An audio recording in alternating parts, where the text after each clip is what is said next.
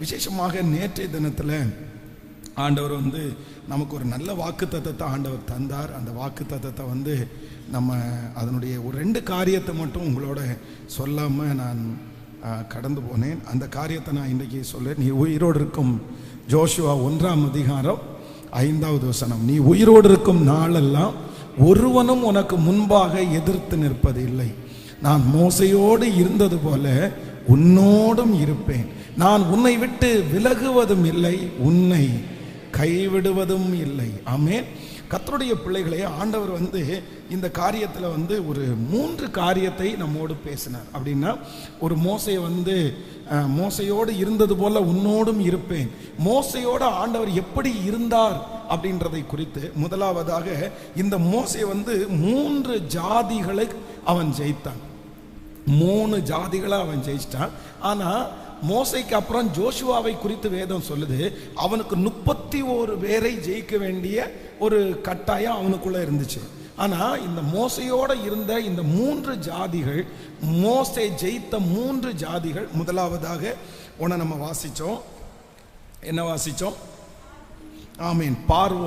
பார்வோன் என்கிற ஒரு மனுஷனை நம்ம வாசித்தோம். இந்த பார்வோன் என்றால் என்ன அப்படின்னு சொன்னால், அவன் கண்டினியூவா, அப்படின்னா அவங்க விடுதலை அப்படியே வருஷமாய், கிட்டத்தட்ட ஒரு 400 வருஷமாய் தொடர்ச்சியான ஒரு சாபத்திலிருந்து, இந்த பார்வோன் என்கிற ஸ்தாபத்திலிருந்து ஆண்டவர் விடுதலை கொடுத்தார். அப்போ நேற்றைய தினத்தில் இதை குறித்து ஒரு பெரிய விளக்கத்தை ஆண்டவர் கொடுத்து ரொம்ப நல்லா நம்மளை ஜெபம் பண்ண வச்சு நம்முடைய முன்னோர்களுடைய சாபங்களை ஜெயிக்கக்கூடிய ஒரு கிருபையை கர்த்தர் நமக்கு தருவாராக. அவர்கள் தலையின் மேல் இருக்கிற எதுவும் நம்மை அணுகாதபடி கர்த்தர் நம்மை கிருபையாய் காப்பாற்றுவார். நம்பர் 2, இரண்டாவதாக இந்த தேவ மனுஷன் ஜெயித்த 2வது கூட்டம் என்ன அப்படின்னா சீகேம். நீங்கள் எண்ணாகமத்தின் புஸ்தகம் 21வது அதிகாரத்தினுடைய 23வது வசனத்தை நம்ம வாசிக்க போகிறோம். 21ஆம் அதிகாரம் 23வது வசனத்தை வாசிக்கும் போது, சீகோன் தன் எல்லை வழியாய் கடந்து போக இஸ்ரவேலருக்கு உத்தரவு கொடாமல் தன் ஜனங்கள் எல்லாரையும் கூட்டிக் கொண்டு இஸ்ரவேலுக்கு விரோதமாக வனாந்திரத்திலே புறப்பட்டு யாகாசுக்கு இஸ்ரவேலோட யுத்தம் பண்ணினான். அடுத்த வசனத்தை கூட வாசிக்கலாம். இஸ்ரவேலர் அவனை பட்டய கருக்கினால் வெட்டி அர்னோன் தொடங்கி அம்மோன் புத்திரரின் தேசத்தை சார்ந்த யாக்கோபுக்கு வரைக்கும் உள்ள அவனுடைய தேசத்தை கட்டி கொண்டார்கள். அம்மோன் புத்திரரின் எல்லை அரணிப்பானதாயிருந்தது. ஆமென். கைகளை உயர்த்தி ஒரு ஹல்லேலூயா சொல்லலாம். ஆண்டவருடைய பிள்ளைகளே, நம்பர் 2, இரண்டாவது இந்த சீகோன் அப்படின்னா என்ன அப்படின்னு சொன்னா, நீங்க 26வது வசனத்துல வாசிப்பீர்களானால் தெரியும். 26வது வசனத்தை கூட வாசிக்கலாம். 26வது வசனம், எஸ்போனானது எமோரியரின் ராஜாவாகிய சீகோனின் பட்டணமாய் இருந்தது. அவன் மோவாபியரின் முந்தின ராஜாவுக்கு விரோதமாய் யுத்தம் பண்ணி அர்னோன் வரைக்கும் இருந்த அவனுடைய தேசத்தை எல்லாம் அவன் கையில் இருந்து பறித்து கொண்டான். அப்படின்னா இந்த சீகோன் அப்படின்ற இந்த ஸ்பிரிட் என்ன ஸ்பிரிட் அப்படின்னு சொன்னா, இவங்க பறித்து கொள்ளுகிற கூட்டம். இவங்க பறித்து கொள்வாங்க. அப்படின்னா இவங்க நல்லா பண்ணி வச்சிருக்கிறத போய் ஏமாத்தி புடுங்கிட்டு வர்றது, அவங்கள்ட்ட இருந்து எடுத்துட்டு வந்துடுறது. அப்போ ஒரு தேவனுடைய பிள்ளை, இரண்டாவது நம்ம ஜெயிக்க வேண்டிய ஒரு டீம் என்ன அப்படின்னா, கர்த்தர் ஜெயிக்க பண்ணுவேன் என்று வாக்கு கொடுக்கிற ஒரு கூட்டம் என்ன அப்படின்னா, நான் மோசையோடு இருந்தது போல உன்னோடும் கூட இருப்பேன். யாரெல்லாம் உங்களுடைய வருமானத்தை பறிச்சுக்கிறாங்களோ, யாரெல்லாம் உங்களுடைய ஆசீர்வாதத்தை பறிச்சிருக்கிறாங்களோ, கர்த்தர் வாக்கு கொடுக்கிறார், ஆண்டவர் இந்த 100 நாளைக்குள்ள அவர்களை ஜெயிக்க வைக்கிறதற்கு கர்த்தர் வல்லவராய் இருக்கிறார். ஆமென். நீங்க எல்லாரும் இதற்காக ஜெபம் பண்ணணும். பாருங்க, இன்னைக்கு நம்முடைய பணங்கள் எல்லாம் எங்கெங்கேயோ பறிக்கப்படுகிறது. பாருங்க, சிலர் கஷ்டப்பட்டு சம்பாதிக்கிற பணத்தை பாத்தீங்க அப்படின்னு சொன்னா வட்டிக்காரங்க கொஞ்சம் பறிச்சிடறாங்க. நிறைய பேருக்கு மருத்துவமனையில கொஞ்சம் பேர் பறிச்சிடாங்க. நிறைய பேர் வீட்டு வாடகை அந்த மாதிரி நிறைய பேர் பறிச்சிடாங்க. அப்போ நம்ம உழைக்கிற பணத்தை எல்லாமே இந்த சீகோன் மாதிரி ஒரு கூட்டம், அது ஒரு ஸ்பிரிட், அது ஒரு ஆவி. இந்த சூழ்நிலை என்ன பண்ணுது அப்படின்னு சொன்னா, நம்ம நம்ம வேதம் சொல்லுகிறது, அவரவர் சம்பாதிக்கிற பணத்தை நம்ம சாப்பிட்றதா ஆசீர்வாதம். ஆண்டவர் அந்த ஆசீர்வாதத்தை நம்ம தலை மேல வச்சிருக்கிறாரு. நீங்க கையிட்டு செய்யும் எல்லா வேலையிலும் உங்கள் தேவனாகிய கர்த்தர் உங்களோடு கூட இருந்து உங்களை ஆசீர்வதித்து உங்களை புசிக்கவும் குடிக்கவும் பண்ணுகிற கர்த்தர். அவனவன் தன் தன் திராட்சை செடியின் தோட்டத்தின் நிழலிலே பயப்படுத்துவார் இல்லாமல் சுகமாய் தங்கி இருப்பான். அப்ப ஆண்டவருடைய ஆசீர்வாதம் என்ன அப்படின்னு சொன்னா, நம்ம கையின் பிரயாசத்தை நம்ம சாப்பிட்றதா ஆண்டவருடைய ஆசீர்வாதம். உன் கையின் பிரயாசத்தை நீ சாப்பிடுவாய், உனக்கு பாக்கியமும் நன்மையும் உண்டாயிருக்கும். ஆனா இன்றைக்கு நிறைய பிள்ளைகள் அவர்கள் சம்பாதிக்கிற பணம் இந்த சீகோன் மாதிரி எங்கேயோ ஒரு இடத்துல பிடுங்கப்படுது. பாருங்க, சிலரெல்லாம் சம்பாதிச்ச பணத்தை இன்னைக்கு இருந்திருந்தா எவ்வளவு நல்ல நிலைமையில இருந்திருப்பாங்க தெரியுமா? எவ்வளவு உயர்ந்த இடத்துல இருந்திருப்பாங்க. அவங்க இன்னைக்கு இவ்வளவு கஷ்டப்பட வேண்டிய சூழ்நிலை இருந்திருக்கவே இருக்காது. ஆனா எங்கேயோ போயிருச்சு. எங்க போயிடுச்சுன்னு தெரியல. வந்த வழிதான் தெரியுது, போன வழி எதுவுமே தெரியல. எதுவுமே கையில நிக்கிறது இல்லை. ஓட்டையான கை. யாராவது ஒருத்தர் புடுங்கிட்டு போறாங்க, எங்கேயாவது ஒரு இடத்துல செலவாயிருது, எங்கேயாவது ஒரு இடத்துல நஷ்டமாகுது. ஆனா இன்றைக்கு கர்த்தர் நமக்கு வாக்கு கொடுத்திருக்கிறார், நான் மோசையோடு இருந்தது போல உன்னோடு இருப்பேன். அந்த சீகேமை மோசே ஜெயித்தது உண்மையானால் இந்த சாபத்தை ஜெயிப்பதற்கு கர்த்தர் எனக்கு பலன் தருகிறதற்கு கர்த்தர் வல்லவராய் இருக்கிறார். என் கையை கர்த்தர் ஆசீர்வதிக்க போகிறார். என்னுடைய கைகளிலே இருக்கிற பொத்தலான பைகள் மாற போகிறது. கர்த்தர் என் கையை செழிக்க பண்ண போகிறார். இனி என்னுடைய வருமானத்தை கர்த்தர் சத்துருக்களுக்கு கர்த்தர் கொடுக்க மாட்டார். என்னுடைய ஆகாரத்தை கர்த்தர் சத்துருக்களுக்கு கொடுக்க மாட்டார். என்னுடைய தானியத்தை சத்துருக்களுக்கு கர்த்தர் ஆகாரமாய் கொடுப்பது இல்லை. ஆமென் சொல்லுங்க பார்க்கலாம். கண்களை எல்லாரும் மூடி கைகளை உயர்த்தி இந்த காரியத்திற்காக ஜெபிக்கலாம். இது கர்த்தருடைய வார்த்தை, இது ஆண்டவருடைய வார்த்தை. கர்த்தர் இன்றைக்கு வாக்கு கொடுத்திருக்கிறார், நான் மோசையோடு இருந்தது போல உன்னோடு இருப்பேன். மோசையோடு இருந்த ஆண்டவர் எப்படி இருந்தார் என்றால் சீகோனை ஜெயிக்கக்கூடிய பலத்தை கர்த்தர் தந்தார். ஆமென். உங்க குடும்பத்திற்கு விரோதமாய் இருக்கிற சீகோனை நீங்க ஜெயிச்சுதான் ஆகணும். நீங்க ஜெயிச்சுதான் ஆகணும். நீங்க அவனுடைய கிரியைகளை அழிச்சுதான் ஆகணும். இயேசுவே, ஏசப்பா, அந்த ஆசீர்வாதம் எங்க தலையின் மேல் வருவதாக வருவதாக. இந்த வார்த்தை எனக்கானது. சொல்லுங்க, எனக்கானது.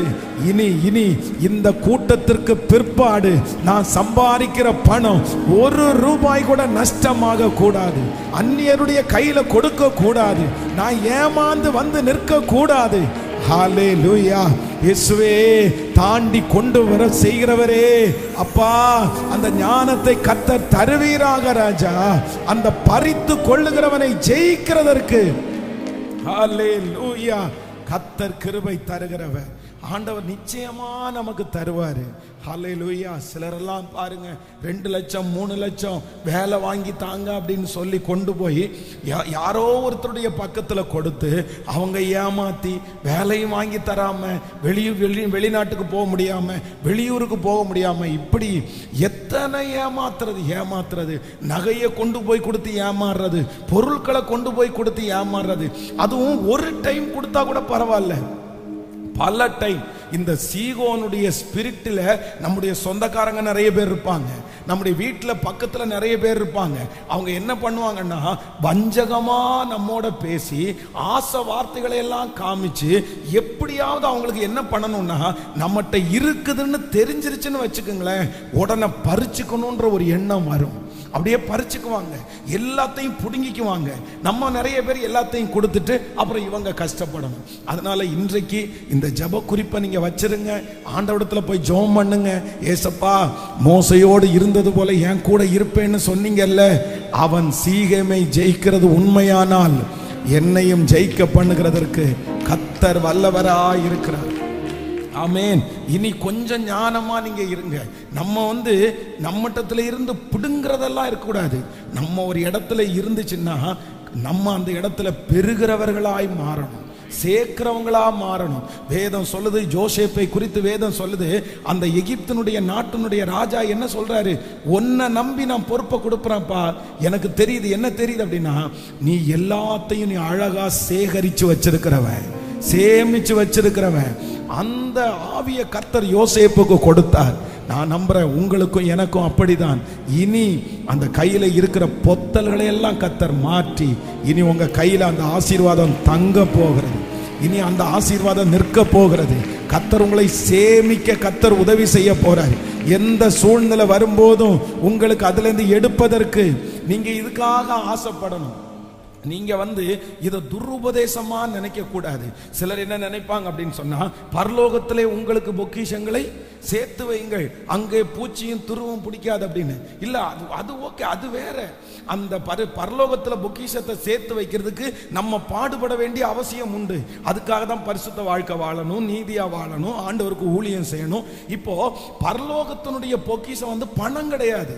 நீங்க பரலோகத்துல சேர்த்து வைக்க பொக்கிஷம் என்னன்னா, இந்த உலகத்துல இருக்கிற வாழ்க்கையில நீதியாய் வாழ்ந்து ஆண்டவருக்கு ஊழியம் செய்யும் போது பரலோகத்துல தனியாக பொக்கிஷம் சேர்ந்துட்டே இருக்கும். நம்ம விட்டு கொடுக்கும் போது, தாழ்ந்து கொடுக்கும் போது அந்த பொக்கிஷம் கண்டிப்பா சேர்க்கணும். ஆனா அதே நேரத்தில் ஆண்டவர் இந்த பூமியிலே நமக்கு கொடுக்கிறத சேகரித்து வைக்க வேண்டியது நம்முடைய கடமை. வேதம் சொல்லுது, ஆலயத்தை கட்டும்போது தாவீது தன்னுடைய மகனுடைய கையில கொடுக்கும்போது என்ன பண்ணார்னா, ஆலயத்துக்கு தேவையான அனைத்தையும் அவர் என்ன பண்ணிட்டாரு சொல்லுங்களேன்? எல்லாத்தையுமே சவதரித்து வைத்திருந்தார். அப்படின்னா எல்லாத்தையுமே சேர்த்து வச்சிருந்தாரு. சேர்த்து வச்சு அந்த ஆலயத்தை அவ்வளவு பிரம்மாண்டமா கட்டி முடிச்சாங்க. அப்ப இந்த அபிஷேகம் உங்களுக்கு வேணும். பொதுவாக மனைவி அப்படி ஜெபம் பண்ணணும், கணவன் அப்படி ஜெபம் பண்ணணும். சில வீட்டில் மனைவி எல்லாத்தையும் அழிச்சுட்டே இருப்பாங்க. கணவனுக்கு கஷ்டமா இருக்கும். கொண்டு கொடுக்கறது எல்லாத்தையும் அழிச்சா எப்படி அந்த கணவன் அந்த கொண்டு கொடுக்கறத பத்திரப்படுத்த வேண்டாம்? எனக்கெல்லாம் தெரிஞ்ச ஒரு தகப்பனார் பார்த்தீங்க அப்படின்னு சொன்னா, ஃபாரின்ல அவ்வளவு சம்பாதிச்சாரு. அவ்வளவு சம்பாதிச்சு மொத்தத்தையும் வீட்டுக்கு அனுப்பிட்டே இருந்தாரு.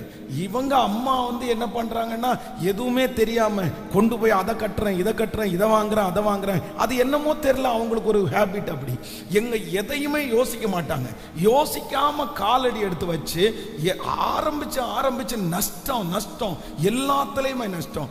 இப்படியே அவர் வெளிநாட்டில இருந்து சம்பாதிச்ச மொத்த பணத்தையும் அந்த பிசினஸ் ஆரம்பிச்சு, இந்த பிசினஸ் ஆரம்பிச்சு எல்லாத்தையுமே அழிச்சிட்டாங்க.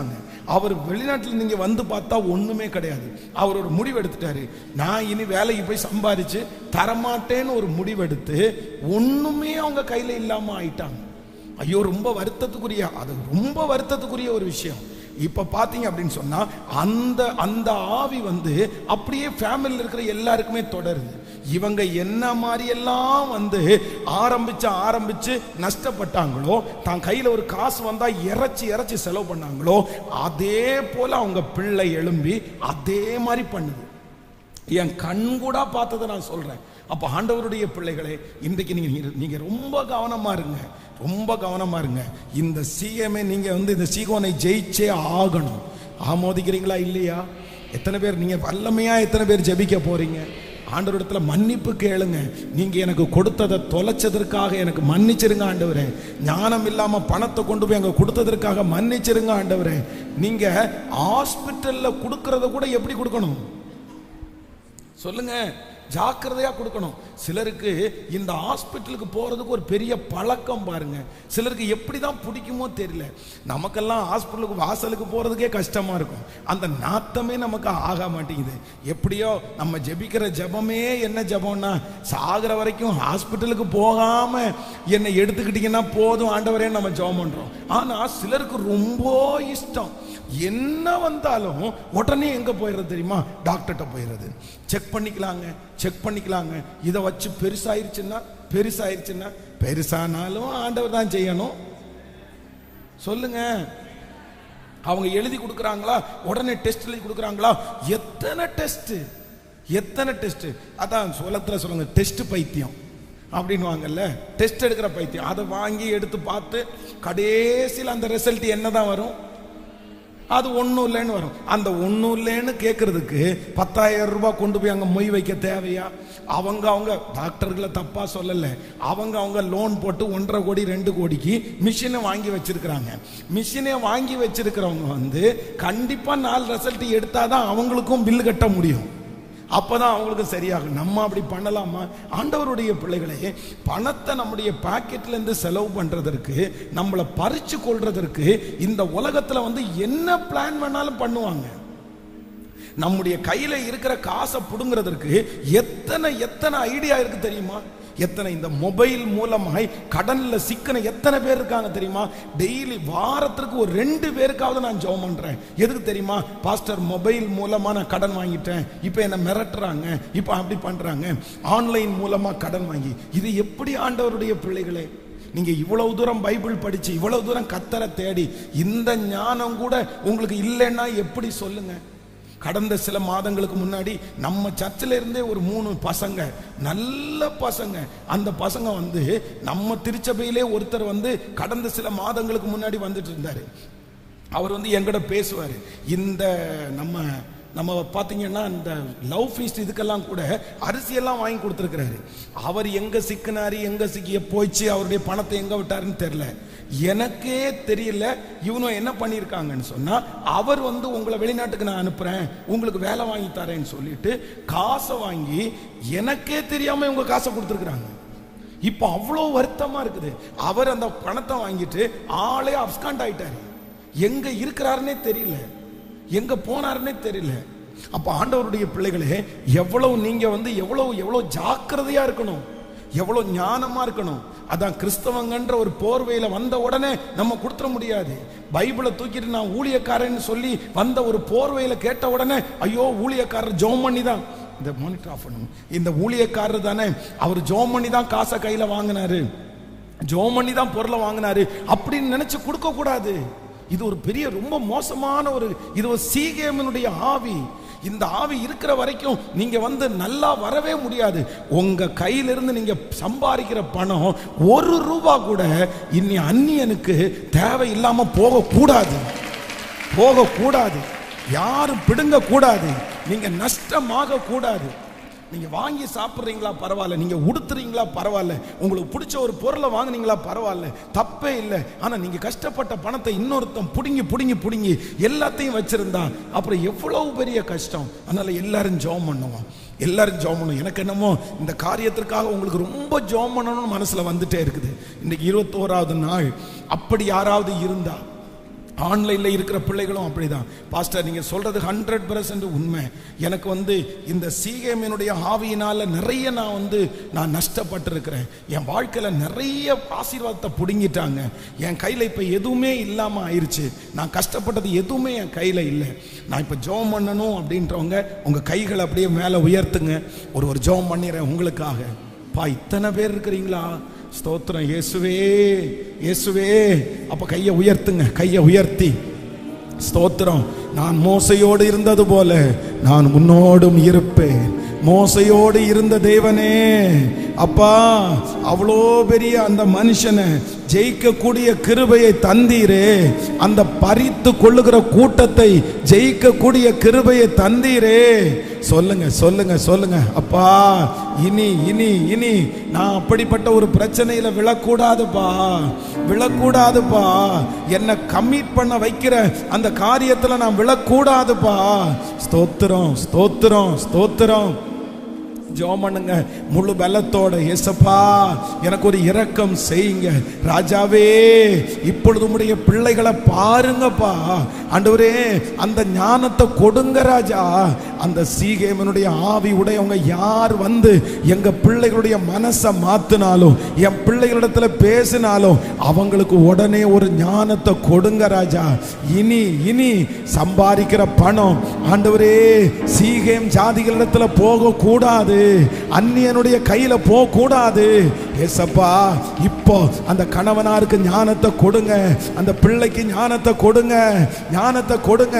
இயேசுவின் நாமத்தினால, இயேசுவின் நாமத்தினால அந்த பறித்து கொள்ளுகிற கூட்டத்தில் இருந்து இப்பொழுது ஒரு விடுதலை இயேசுவின் நாமத்தினால உண்டாவதாகப்பா, உண்டாவதாகப்பா.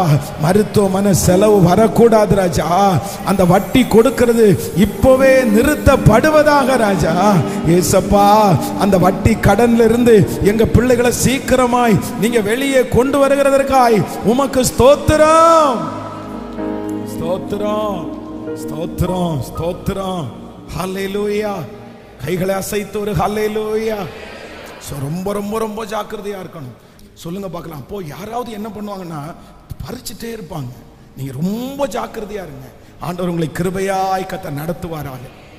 நம்பர் 3, மூன்றாவதாக இந்த மோசே ஜெயித்த மூணாவது பெரிய ஜாதி என்ன அப்படின்னு சொன்னா, அது ரொம்ப நல்லா இருக்கும்.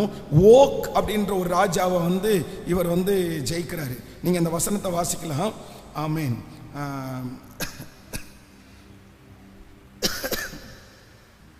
ஆமென். நீங்க வாசிக்கும் போது எண்ணாகமம் 21ஆம் அதிகாரத்தினுடைய 33வது வசனத்தை வாசிக்கலாமா? ஆமென். அதுக்கு முன்னாடி உபாகமம் 3ஆம் அதிகாரம் 11வது வசனத்தை வாசிக்கலாம். உபாகமம் 3ஆம் அதிகாரம் 11வது வசனம். உபாகமம் 3ஆம் அதிகாரம் 11வது வசனம். மீந்திருந்த ராட்சதரில் பாசானின் ராஜாவாகிய ஓக் என்பவன் மாத்திரம் தப்பி இருந்தான். இரும்பினார் செய்த அவனுடைய கட்டில் மனிதனுடைய கை முழத்தின்படியே 9 முழ நீளமும் 4 முழ அகலமுமாயிருந்தது. அது அம்மோன் புத்திரருடைய ராஃபா பட்டணத்தில் இருக்கிறது அல்லவா? கவனிங்க, இந்த இடத்துல என்ன எழுதப்பட்டிருக்கு அப்படின்னு சொன்னா, இந்த மோசே ஜெயித்த ஓக் அப்படின்ற இந்த நபர் யார் அப்படின்னு சொன்னா, நீங்க இத சங்கீதத்துல கூட வாசிக்க முடியும். ஆமென். பாசாவின் ராஜாவாகிய ஓகை அழித்தவரை துதியுங்கள் அப்படின்னு வரும் பாருங்க. இந்த ஓக் அப்படின்றவன் வந்து நம்ம வேதத்திலே பெரிய ராட்சத மனுஷன் அப்படின்னா யார சொல்லுவோம்? கோலியாத்தை சொல்லுவோம். ஆனா கோலியாத்தை விட ரொம்ப பெரிய ஆள் யாரு? இந்த ஓக்கு.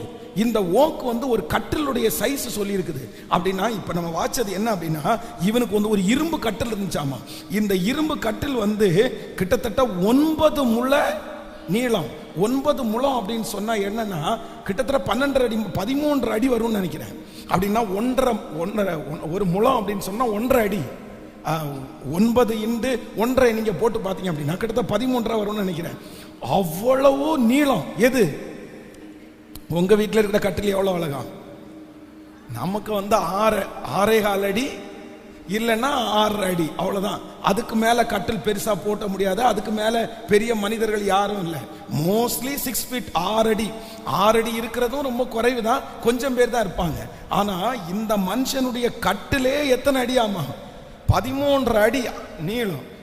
அகலம் பாத்தீங்கன்னா 4 முழம். 4 into 1.5 போட்டு பாத்தீங்கன்னா அவ்வளோ பெரிய ஆளு ஓக். அப்படின்னா இந்த ஓக் என்பவனை ஜெயிக்கக்கூடிய கிருபையை கர்த்தர் தந்தார். நீங்க வேதத்துல வாசிக்கலாம். நீங்க எண்ணாகமம் 21ஆம் அதிகாரத்தினுடைய 33வது வசனத்தை வாசிப்பீர்களே ஆனால், சீகோன் பாசான் பின்பு பாசானுக்கு போகிற வழியாய் திரும்பி விட்டார்கள். அப்பொழுது பாசானின் ராஜாவாகிய ஓக் என்பவன் தன் சமஸ்த ஜனங்களோடும் அவர்களுக்கு எதிர்த்து நின்று யுத்தம் பண்ணும்படி யுத்தத்திற்கு புறப்பட்டு வந்தான்.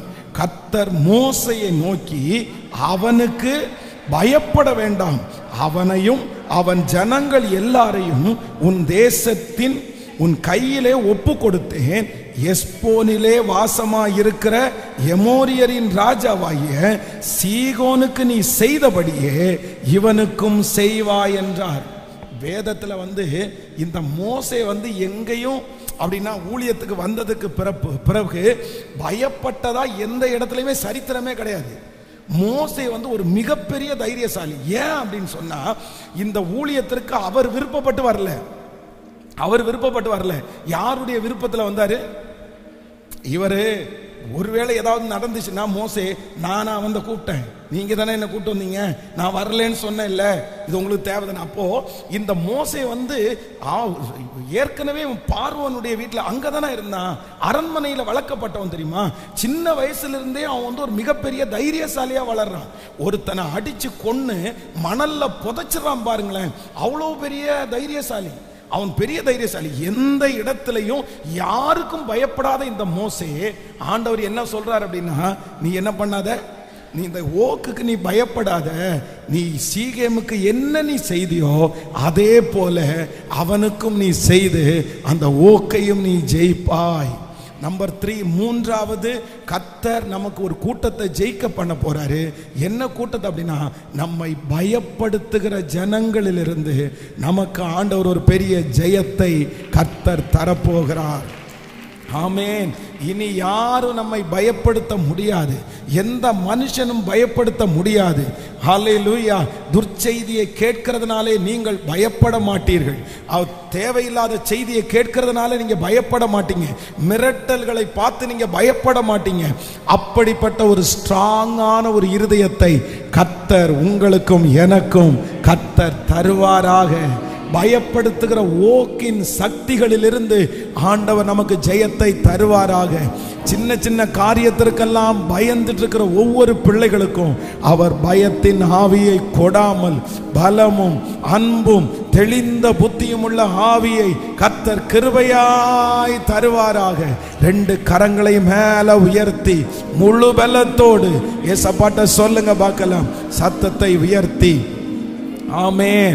நீ மனுஷனுக்கு பயப்படாதிருப்பாய், பயப்படாதிருப்பாய்.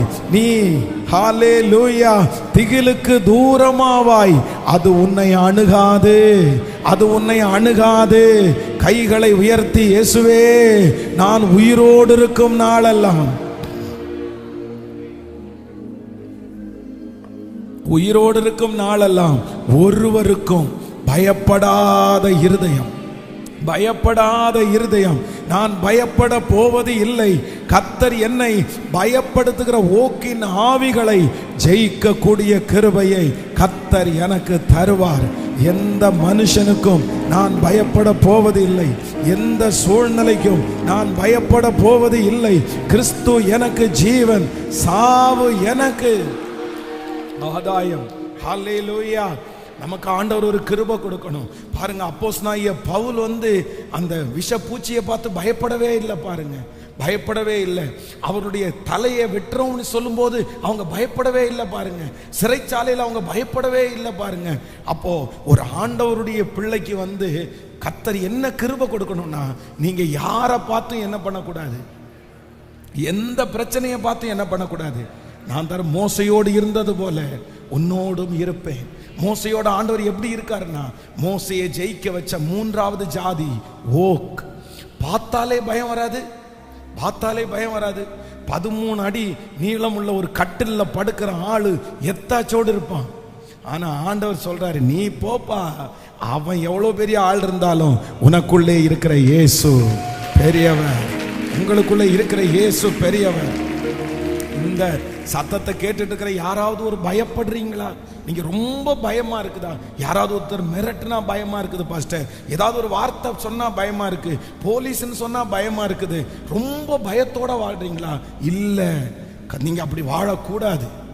ஆண்டவருடைய பிள்ளை பயத்தோட வாழக்கூடாது.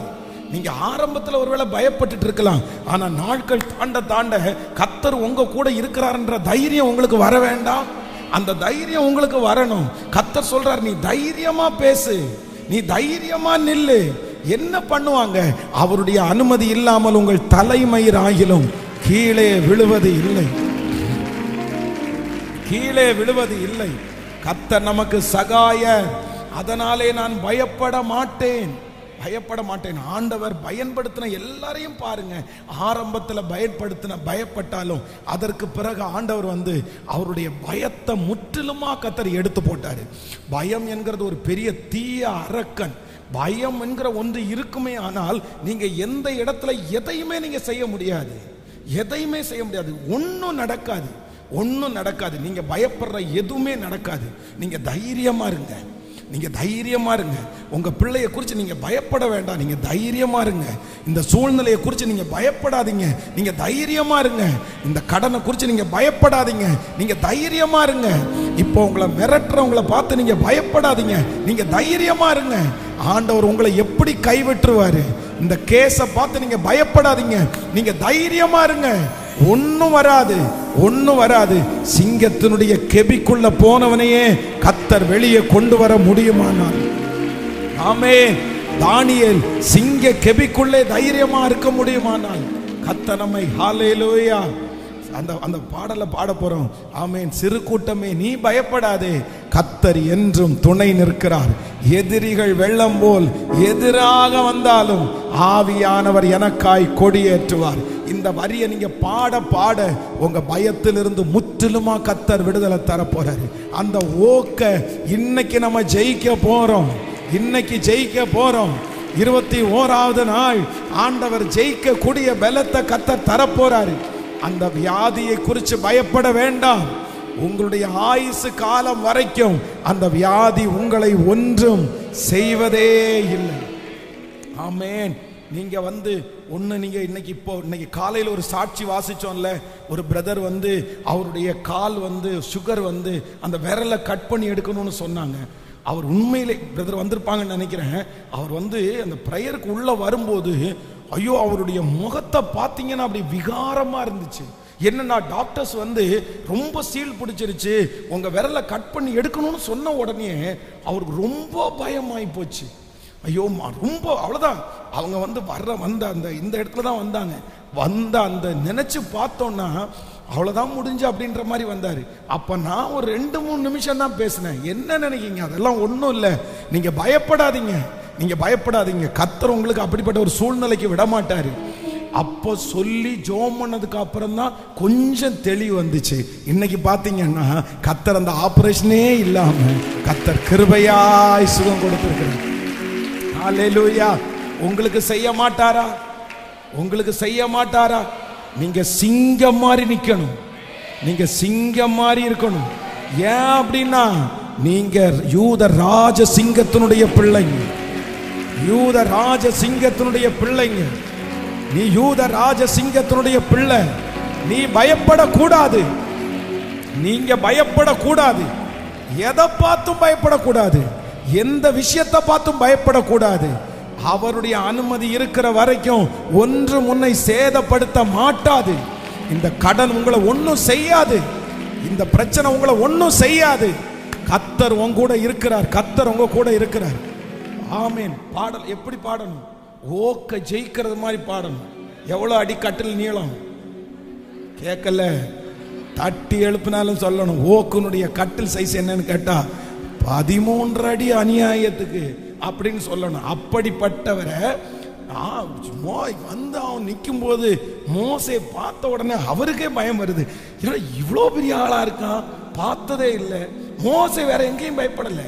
அவர் கல்லூனி மண்ண மாதிரி அப்படியே போயிட்டாரு. கர்த்தர் இருக்கிறாரு அப்படின்னு கையில தான் ஒரு கோல் இருக்குல்ல, அதை வச்சு நீட்டினாலே முடிஞ்ச அந்த மாதிரி. ஆனா அவருக்கே பார்த்த உடனே பிரம்மாண்டமான உருவம். ஆனா கர்த்தர் சொன்னாரு, பயப்படாத, பயப்படாத, நீ ஓகே ஜெயிச்சிருவ, நீ ஜெயிச்சிருவ, தூக்கி போட்டுருவ. ஹல்லேலூயா. கரங்களை தட்டி பாடி ஆமென். எல்லாருடைய கரங்களை தட்டி ஆமென்.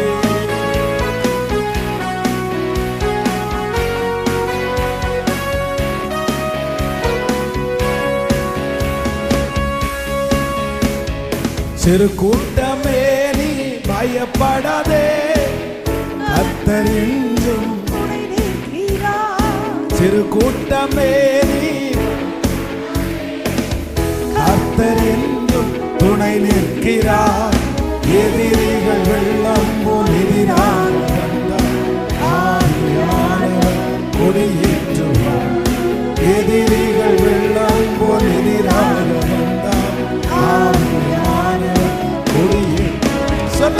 பயமில்லை, பயமில்லை, பயமில்லையே. பாடு எனக்காக பயமில்லை, பயமில்லை, பயமில்லையே. பயமில்லை, பயமில்லை, பயமில்லையே. எனக்காக யுத்தம் செய், பயமில்லையே. பாதைகள் எங்கும் தடை கற்களோ, தாமதம் மட்டும் வரலாம். பாதைகள் எங்கும் தடை கற்களோ, தாமதம் மட்டும் பதிலானது. நேர் வழியாய் நம்மை நடத்துவார்.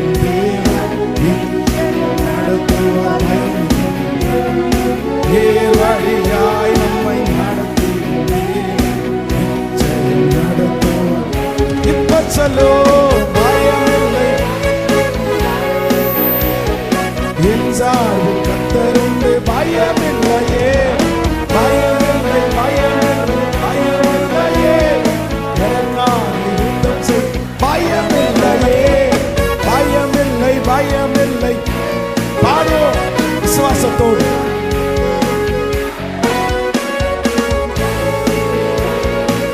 ஸ்தோத்திரம் ஸ்தோத்திரம். முந்தினதை நீ யோசிக்காதே, பூர்வமானதை சிந்திக்காதே. முந்தினதை நீ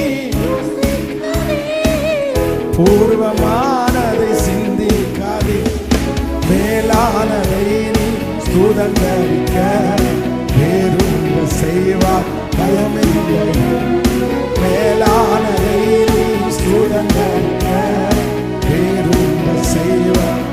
இப்ப சொல்லோ பயமில்லை பயமில்லை, என் சார்பில் பயமில்லையே, பயமில்லை பயமில்லை, எனக்காக பயமில்லையே. ஹalleluya ஹalleluya. சொல்லுங்க கையை உயர்த்தி, நான் பயப்பட மாட்டேன். சொல்லுங்க, நான் பயப்பட மாட்டேன். இனி எதுக்குமே நான் பயப்பட மாட்டேன். எனக்குள்ள நான் தைரியத்தை வளர்த்துவேன், எனக்குள்ள தைரியத்தை நான் எழுப்புவேன், எனக்குள்ள இருக்கிற தைரியத்தை நான் தட்டி எழுப்புவேன். என்ன வந்தாலும் என் இருதயம் பயப்படாது. ஒரு உலகமே எனக்கு எதிராக வந்தாலும் என் இருதயம் பயப்படாது, பயப்படாது. ஆண்டவர் நம்மகிட்ட சொல்ற ஒரே வார்த்தை அப்படிதான், என்ன நடந்தாலும் நீ என்ன பண்ணாத, நீ பயம் மட்டும் படாது. சிஸ்டர், உங்களை தூக்கி எடுக்கணுமா, பிரதர் உங்களை தூக்கி எடுக்கணுமா, நீங்க போயிட்டு இருக்கிற பிரச்சனையிலேருந்து நீங்க வெளியே வருவீங்களா? ஒன்று மட்டும் சொல்றேன், பயம் மட்டும் படாதீங்க, பயம் மட்டும் படாதீங்க. என்ன எது வேணாலும் நடக்கட்டும், ஜெயிலுக்கே பயப்படாதீங்க. எங்க போனாலும் இதை உங்களுக்குள்ள நீங்க வளர்த்துங்க. இன்னையிலிருந்து நீங்க ஜெபம் பண்ணுங்க. ஏன்னா நம்ம ஆண்டவருடைய பிள்ளை, நம்ம ஆண்டவருடைய பிள்ளை.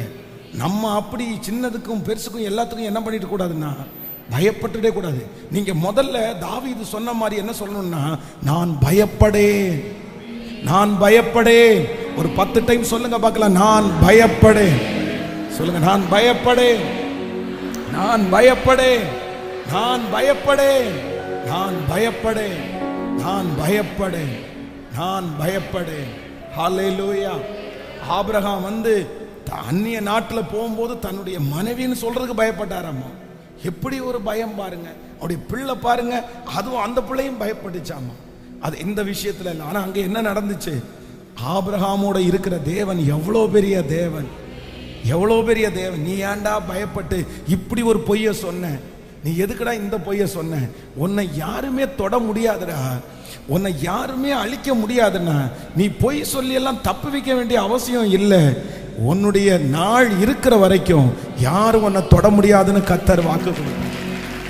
அல்லேலூயா. சோ 3 நம்பர் 3, மோசையோடு இருந்தது போல உன்னோடும் இருப்பேன். இந்த மோசே ஜெயித்த 3 ஜாதிகள். 1, பார்வோனை ஜெயித்தார். அந்த பார்வோனுடைய ஆவின்றது என்ன அப்படின்னு சொன்னா, வம்சாவளி தொடர்ச்சியாய் வருகிறத மோசே ஜெயித்தார். நம்பர் 2, இரண்டாவதாக சீகோனை ஜெயித்தார். இந்த சீகோன் என்ன அப்படின்னு சொன்னா, பறித்து கொள்ளுகிறவன். அந்த டீமை ஜெயிக்க ஆண்டவர் பலன் தந்தார். நம்பர் 3, மூன்றாவதாக ஓக் என்கிறவரை ஜெயிச்சார். இந்த ஓக் அப்படின்றது யாருன்னா, பயப்படுத்துகிறவன். அந்த தேவன் தான் நமக்கு வாக்கு கொடுக்கிறார். அந்த மோசையோடு இருந்தது போல நான் உன்னோடும் இருப்பேன், நான் உன்னை விட்டு விலகுவதும் இல்லை, உன்னை கைவிடுவதும் இல்லை. இந்த வாக்குத்தத்தம் நம்ம தலைமேலே ஆம் என்றும் ஆமேன் என்றும் அப்படியே நிறைவேற போகிறதற்காய். ஆமென்.